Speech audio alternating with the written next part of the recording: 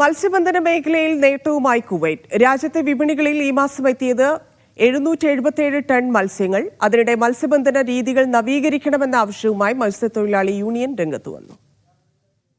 ഈ മാസം ആദ്യ 22 ദിവസങ്ങളിൽ 777 ടൺ മത്സ്യവും ചെമ്മീനും വിപണിയിലെത്തി. ഇതിൽ 387 ടൺ പ്രാദേശികവും 390 ടൺ ഇറക്കുമതി മത്സ്യവുമാണ്. സീസൺ ആരംഭിച്ചതോടെ രാജ്യത്ത് ചെമ്മീൻ സുലഭമായി ലഭിക്കുന്നുണ്ട്.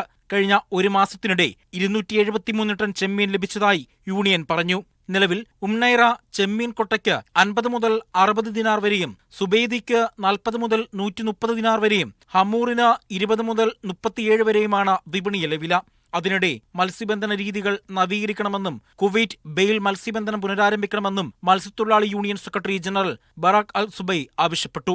പബ്ലിക് അതോറിറ്റി ഫോർ ഫിഷറീസ് കഴിഞ്ഞ മാസം ടാറഡ് ബോട്ടുകളുടെ നീളം 12 മീറ്ററായി ഉയർത്താൻ അനുമതി നൽകിയിരുന്നു. നിലവിൽ രാജ്യത്തെ മത്സ്യബന്ധന കപ്പലുകളുടെ പകുതിയോളം ടാറഡ് ബോട്ടുകളാണ്. ചെമ്മീൻ സീസൺ മത്സ്യത്തൊഴിലാളികൾക്ക് ഏറെ ഗുണകരമാണെന്നും പ്രാദേശിക വിപണിയിൽ മത്സ്യവില കുറയ്ക്കാൻ ഇത് സഹായിച്ചതായും യൂണിയൻ അറിയിച്ചു. സമുദ്രഭക്ഷ്യ സുരക്ഷയും പരിസ്ഥിതി സംരക്ഷണവുമായി മത്സ്യബന്ധന മേഖല മുന്നോട്ടു പോകുമെന്നും സെക്രട്ടറി ജനറൽ കൂട്ടിച്ചേർത്തു. സെപ്റ്റംബറിൽ പ്രാദേശിക ജലാശയങ്ങളിൽ മത്സ്യബന്ധനം പുനരാരംഭിക്കുമ്പോൾ വില കുറയുമെന്ന പ്രതീക്ഷയിലാണ് ഉപഭോക്താക്കൾ. Media 1 Kuwait.